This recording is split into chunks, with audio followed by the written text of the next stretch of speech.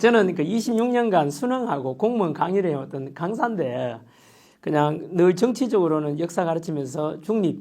그런데 저 역시 마찬가지로 지금 비상계엄과 탄핵정부 속에서 대한민국이 지금 깔아앉으려 하거든요. 대통령도 없고 국무총리도 없고 뭐 너무 위기 속에 이러면 침묵하면 비겁하다. 거기다가 제가 또 고발받으면서 고발당하면서 이제는 2030 세대들을 위해서 내가 목소리를 내줘야 되겠다. 이런 더 침묵하는 것은 내 인생에도 돌아보면 후회가 될 것 같다.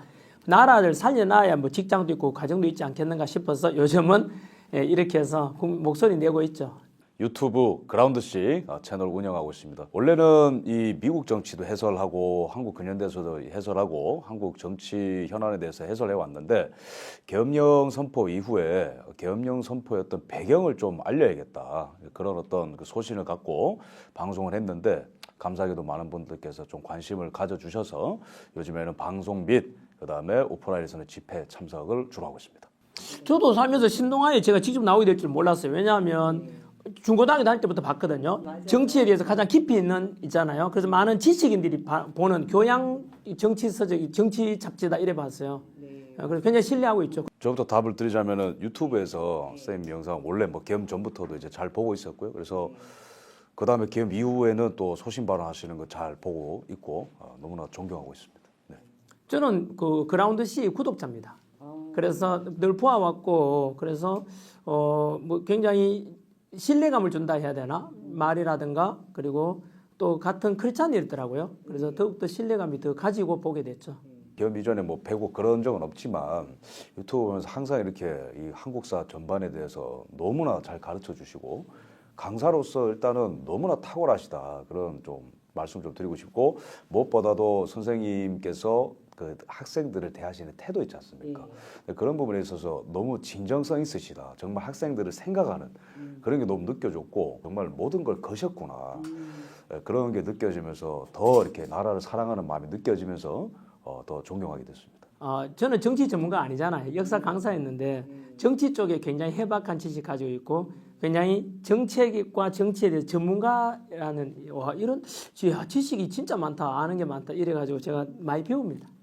그렇죠. 정치에 무관심했던 사람들도 이번에 비상계엄과 탄핵정부 속에서 야 정치가 무너지니까 이렇게 경제도 망가지고 그래서 많은 사람들이 정치에 관심을 가지게 되는. 그렇죠. 아무래도 이제 국회법, 그다음에 헌법재판소법, 그다음에 내란죄는 누구에게 수사권이 있는지 이런 것들은 사실 정치 평론을 해오던 저에게도 평시에는 꼭 알아야 되는 얘기들은 아닙니다, 사실. 근데 이번 사건 이후에 그런 것들을 전반적으로 찾아볼 수밖에 없었고 너무나 이 새로 알아가는 게 많고 또 알아야 분별할 수 있기 때문에 일반 국민들도 어떤 탄핵의 어떤 프로세스, 그다음에 수사권은 누구한테 있는지, 그다음에 국회는 국회법을 지켰는지 이런 것들에 대해서 알아서들 찾아보는 문화가 형성됐다. 그래서 사실은 정치 쪽은 늘 관심을 가지고 어느 정도 수준까지는 알지만은 일반 교양 수준에서 알았죠. 근데 심지어 최근에는 헌법재판관 이런 사람들 우리가 그 당시 우리 뭐 누가 알았어요? 헌법재판관이 워낙 문제가 불거지니까 이제 이런 이름까지도 알게 된 것도 저 역시 마찬가지로 관심도와 그리고 좀 더 알게 된 것 같아요. 저는 윤석열 대통령을 직접 투표해서 뽑은 사람이기 때문에 마지막까지 그 헌법기관을 지켜주는 게 국민의 도리 아니겠나. 그래서 애국 시민들에 대해서 좀 도움을 주고자 하는 마음과 두 번째로는 자유민주주의 체제를 지키자. 근데 우리가 온라인에서도 얘기하고 댓글 쓰고 뭐 유튜브로 올리는 것도 의미가 있지만은 사실 국민들의 어떤 의지와 열정과 염원 같은 것들을 담아내는 가장 강력한 그릇이 야외 이제 집회, 그죠? 그래서 그런 야외 집회에 가서 마이크 들고 또 많이 좀 참여해 달라. 그리고 지금 진실이 무엇인가 알리는 것이 유튜브 이전에 국민들 도리라고 생각했기 때문에 거리에 나와서 집회 참석하고 또 마이크를 들게 됐습니다. 저는 나오기까지 한 3단계 있었어요. 처음에 비상계엄 선포 때는 뭐지라고 했다가 그 뒤로 이제 대통령에 대한 체포와 수사 과정을 보면서 이거 공정과 상식이 무너지네. 왜 하필이면 내란죄 수사권 없는 공수처에서 하지? 왜 하필이면 중앙지법이 아니라 서부지법이 하지? 알고 보니까 우리 법이 온 거예요. 이런 거에 대해서 좀 부당하다. 그리고 언론에서 너무 편파적인 보도가 심했거든요. 특별히 정치 이번에 관련된 거. 그래서 이건 아니다 하는 차에 제가 직접 고발을 당하죠. 그래서 제가 선관위에 대해서도 비판했는데 선관위 비판했는데 갑자기 민주당이 저를 고발하잖아요. 이러다가는 2030 세대들 제 가르친 제자들이 야야들 전부 다 이틀 막 당하고 표현의 자유마저 막으면 이건 아닌 것 같다. 내가 좀 더 있다가는 비겁한 어른으로 남겠다. 이래가지고 이제 나오게 된 거죠. 일반 시민들까지도 지금 뭐 고발을 당했고, 근데 이게 제 영상을 공유했다는 이유만으로 카카오톡상에서 고발당한 분도 계세요. 근데 구독자가 연락이 왔어요. 이거 어떻게 해야 되냐고 패닉에 빠진 거예요, 일반 국민이. 이건 너무 뭐 무분별하지 않나. 근데 유튜버지만은 그래도 저도 일반 국민이죠. 일반 국민이고 보호의 대상이고 무죄 추정의 원칙이 적용이 돼야 되고 발언의 자유가 있고 그다음에 뭐 결사의 자유도 있고 이런 사람인데 먼저 선행되는 게 뭐냐면은 내란에 대한 정의가 뭐냐 이거죠. 누가 내란 세력이라는 거죠. 근데 내란이 아직도 대통령의 내란이 형사법원에서도 헌재에서도 결정이 안 됐는데 어떻게 내란 선전죄가 성립이 가능합니까? 일반 국민이자 유튜버도 설득을 못하고 뒤에 숨어서 고발하는데 헌법이 보호하고 있는 국민 권리를 무시하는 거고 저는 이게 윤회가 없는 상황이라고 보거든요. 정당이 나서서 일반 국민을 고발하고 입틀막을 시킨다 소위 말하는 이런 거는 대한민국 헌정사상의 수치라고 생각합니다. 민주당에서는 그냥 공포감을 줘가지고 협박하는 거죠. 국민을 대상으로. 그래서 대표적으로 이렇게 함으로써 다른 있잖아요. 제가 걱정하는 건 2030 세대들이거든요. 이런 표현의 자유를 협박함으로써 다른 사람 공포감을 주잖아요. 아이고 민주당에 대해서는 비판하면 안 되겠네? 라는 걸 심으려고 하는 거죠. 그건 굉장히 비민주적이고 정말로 저질스럽고 더불어 독재당이나 하잖아요. 더불어민주가 어디 있어요? 그게 제가 알고 있는 제가 사회 강사하면서 가르쳤던 민주주의는 언론, 출판, 집필교사 기본인데 표현의 자유를 막는 게 어디 있어요? 그게 민주당이에요. 그게 이름 바꿔야 돼요. 당명을 선관위를 비판했는데 민주당이 저를 고발하잖아요. 그럼 스스로 민주당이 선관위와 한 통속이라는 뜻이잖아요. 그럼 민주당이 답변할 차례죠. 전환길이 거의 다 수개표 하자라고 했는데 어차피 대한민국 이미 수개표 하고 있는데 너 팩트 체크 어긋났다 하잖아요. 그 악마의 편집이에요. 제가 주장한 수개표는 그게 아니에요. 제가 주장하는 대만식, 대만은 모든 투표와 개표와 집계 과정을 손으로 해요. 투표함 이동이 없어요. 우리도 그렇게 하자는 거예요. 왜? 의혹이 있을 수 있고 얼마든지 해킹 위험이 있고 국민들의 불신을 자초하기 때문에 아예 그런 것을 사진을 막기 위해서 투표함 이동 없이 그대로 해요. 제가 하자는 게 바로 그겁니다.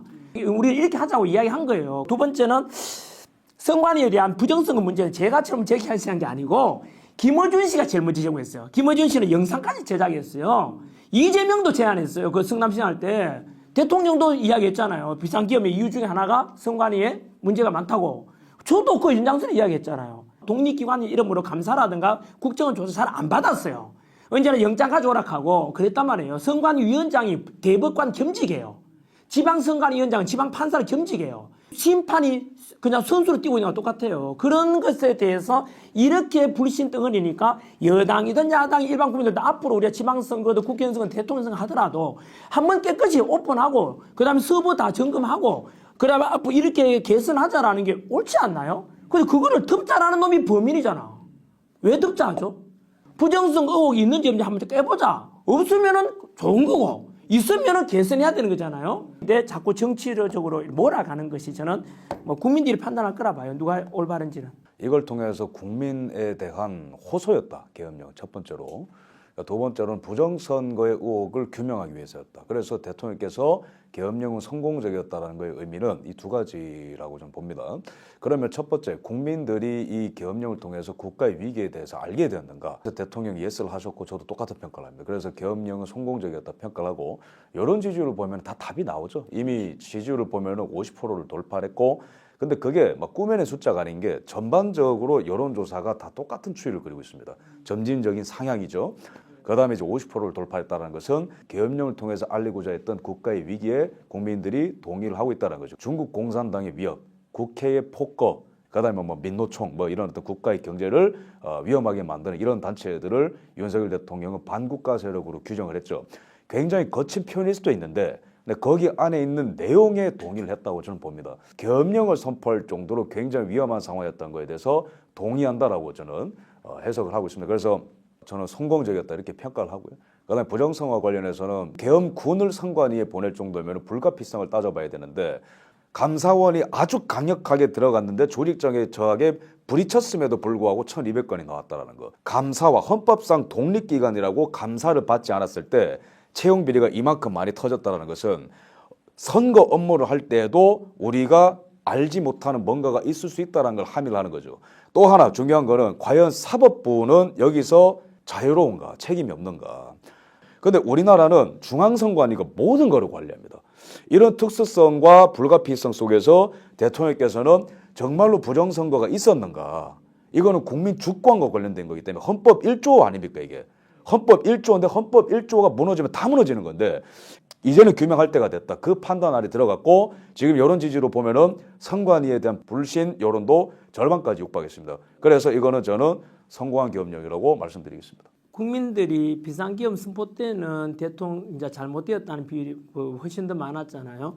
근데 그 뒤로 지금은 대통령의 지지율이 50% 넘는단 말이에요. 그럼 대통령이 잘해서 그렇겠어요? 아무것도 안 하고 있는데. 그럼 왜 대통령에 대한 지지율이 올라가 민주당 지지율이 내려갈까요? 탄핵 소추부터 시작해서 지금까지 헌법재판소까지 오는 데까지 일관되게 공정과 상식이 다 무너졌어요.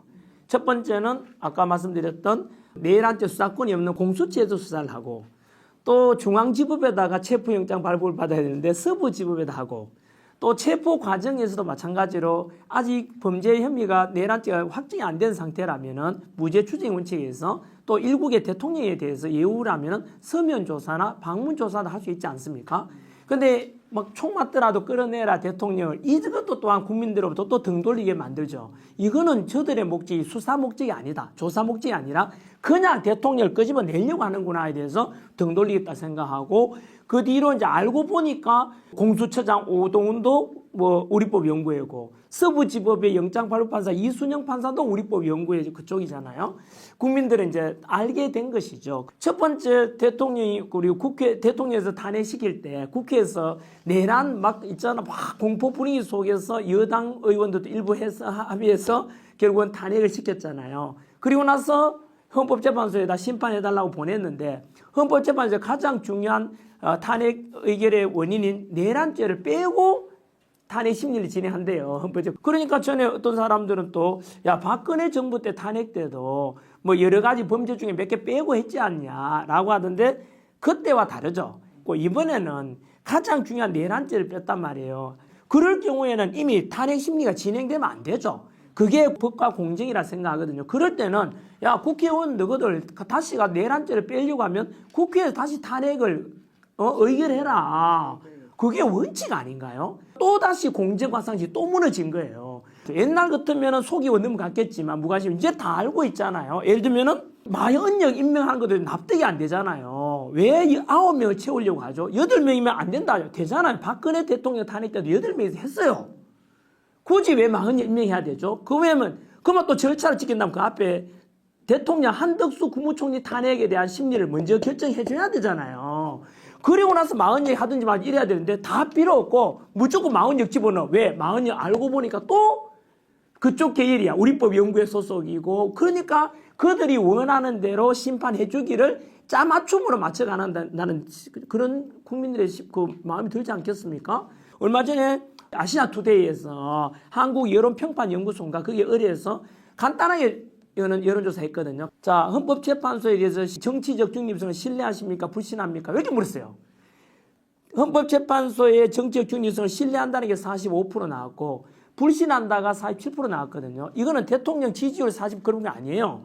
헌법재판소의 재판이라면 국민들 최소한 90% 이상이 다 신뢰한다고 나와야 되는 게 정상이죠. 그래야만 어떤 결정 내리더라도 국민들이 납득하고 승복을 할 거 아니에요. 그건 이미 근본적으로 절반 가까이가 불신한다 나와버리면 이는 어떤 결정 내리더라도 국민들의 이미 신뢰를 이미 잃었다고 생각해요. 왜 그래 되었을까?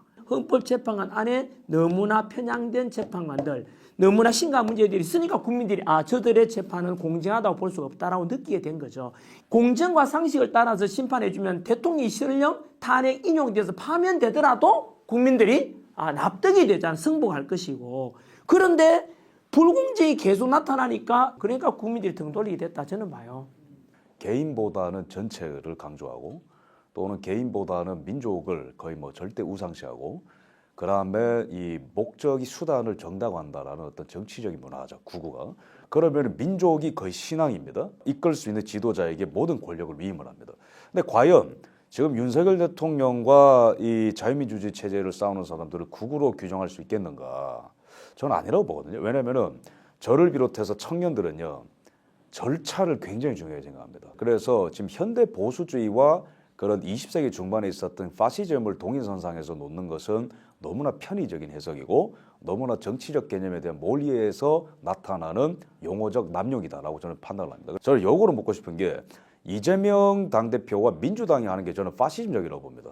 그러니까 우리의 이데올로기가 최고고 그다음에 그들의 용도자로 불리는 그 이재명의 당선을 위해서는 뭐 법도 고칠 수 있어야 돼요. 공직선거법 위반으로 유죄가 뜰 것 같으니까 당선 무효의 기준을 또 바꾸는 법안 발의 장려 시도했고 대북 송금으로 문제가 되니까 지방자치단체장이 대북 송금하는 것도 죄를 물을 수 없는 쪽으로 또 법안 발의 시도라고 동일한 사건에 대해서 유죄 판결을 준 판사를 또 자동으로 기피할 수 있게 되는 오히려 그런 것들이 파시즘적이고 국민들을 겁박을 하고 카카오톡도 검열을 하고 당이 나서가지고 개인들 고발하고 이런 것 자체가 저는 오히려 이념적 지형을 봤을 때 그거 파시즘적인 것은 저는 민주당이라고 저는 생각을 하고요. 저나 지금 윤석열 대통령을 지지하는 사람들을 굳이 분류하자면은 보수 우파, 현대적 개념의 보수 우파고 자유민주주의 체제를 긍정하고 헌법이 보장하는 개인의 권리를 추구하고 그다음에 시장 경제를 신봉을 하고 그다음에 외교안보적으로는 한미상호 방위 조약을 또 준수를 하는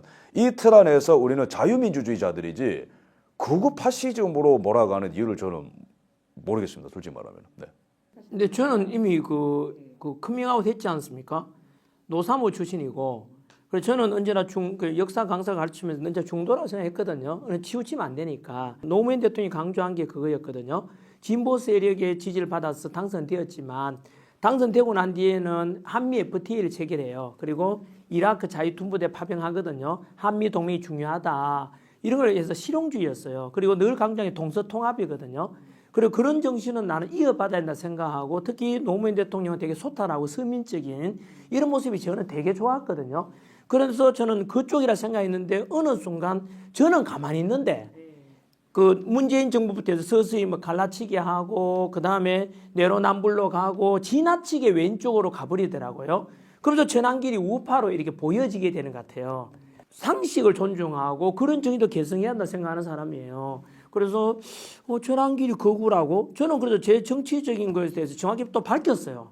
정치는 자유민주주의 체제를 신봉하고 경제는 사회주의나 공산주의가 아니고 저는 시장 경제를 무조건 기준으로 삼아야 생각하고 다만 그 안에서 근로자와 사용자 또는 기업가와 노동자에 대해서 서로 대립이 아니라 서로 존중하는 문화가 필요하고 사회적으로는 보편적 복지가 아니고 약자에 대해서 선별적 복지해 주는 이런 게 나는 마땅하다고 생각해요. 그리고 개인의 가치, 개인의 사상, 개인의 자유를 존중해 주고 전체주의에 반대되는 이게 저는 제가 가야 될 방향이라 생각하고 가정의 가치를 존중하고 남녀는 서로 도와가야 되고 서로 보완해야 되거든요. 대립구조가 아니라 이렇게 남녀를 봐야 되고 세대 간도 마찬가지로 서로 도와야 되고 저는 그렇게 보거든요. 종교의 자유가 인정돼야 되고 그리고 사상의 자유가 인정돼야 되는 이런 체제가 저는 전환길이가 가야 될 방향 2030 세대들이 이게 낫지 않겠냐라고 추천하는 아젠다거든요. 이거에 대해서 평가는 여러분들이 극우인지 전환길의 사상과 지향하는 바가 극좌인지 여러분들이 평가해 주시면 될 것 같아요. 근데 보수적 가치를 타협하지 않고 지켜야 된다라고 이제 강력하게 주장을 하죠. 그래서 저는 보수 우파. 예, 그렇죠. 저는 거기에서 하나 전환길도 조금 덧붙인다면은 보수하면 옛날 걸 그냥 유지하고 옛날 걸 고선 수구로 그건 수구고요. 보수라는 건 그게 아니에요. 우리가 보통 진보하면은 발전, 미래를 생각하잖아요. 근데 진보라고 하는 사람들이 뭐 동성애 찬성하고 결국 혼란만 발생하고 저는 보수라는 가치는 옛날 걸 유지 이게 아니고 인류가 우리 살아오면서 이미 검증된 보편적인 인간애나 사상이나 가치 이게 보수예요. 이게 보수에 대해서도 한 번쯤은 우리가 2030 생각 한번 했으면 좋겠어요.